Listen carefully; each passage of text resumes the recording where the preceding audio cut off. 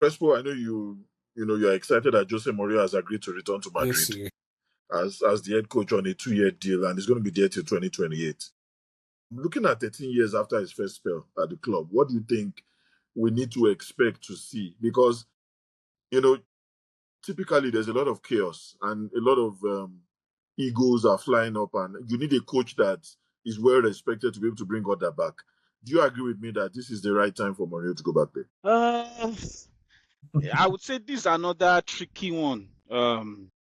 The so where I look at this point I'm looking at this from is Mourinho has not been that Mourinho that we got used to. I think he got comfortable with just being in the game. He wasn't in his last. I was saying the last 4 5 years, he's been okay with just being in any team. He was at Roma. He was, in fact, I think he once said he would take up a championship team if a championship team came calling for him.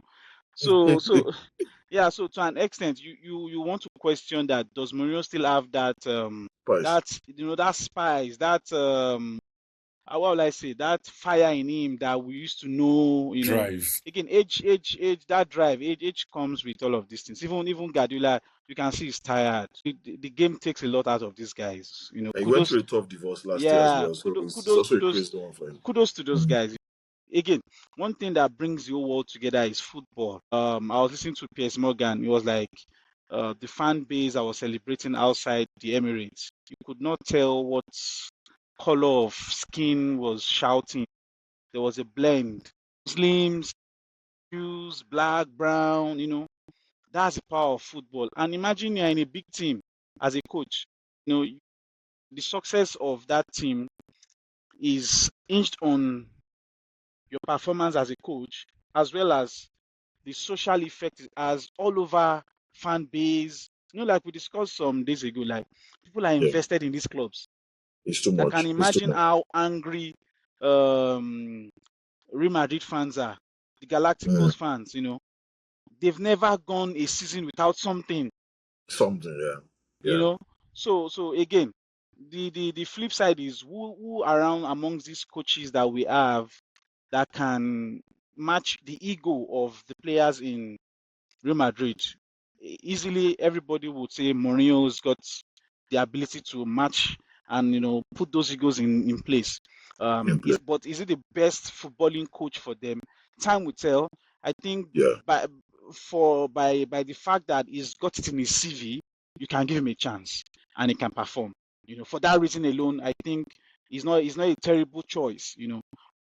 Plus the fact that we know Real Madrid currently they're having issues with the ego of the big guys. So what ego can you bring to come on, suppress um, the ego in team? But however, again, football is so interesting. These young footballers of nowadays, they don't bloody care. It's true. They can It's mess true. They have even. a lot of money They already. have, they are so they are on a different level of performance and they don't believe a coach telling me to run 4 extra miles will change my performance or getting a goal. But I hope this union brings back the glory to Madrid. Mourinho, he has nothing to lose. Yeah. Just like I said, before joining Madrid, he went unbeaten in in Benfica Yeah. in Portugal. He went unbeaten. So those are some of the things Mourinho brings to the table. To the table. Yeah. But again, the dilemma is how do you balance the balance of the team? So like I've always said, and we discussed all season, Madrid is not a bad team as such. Yeah. It's the Yeah. balance that they've lost Lost, yes. in that team that is making everything. I saw a few clips where we saw Vini and Mbappe. Nobody in the ninth position. Both of them Ah, just by the left. line, hugging the left side of the field.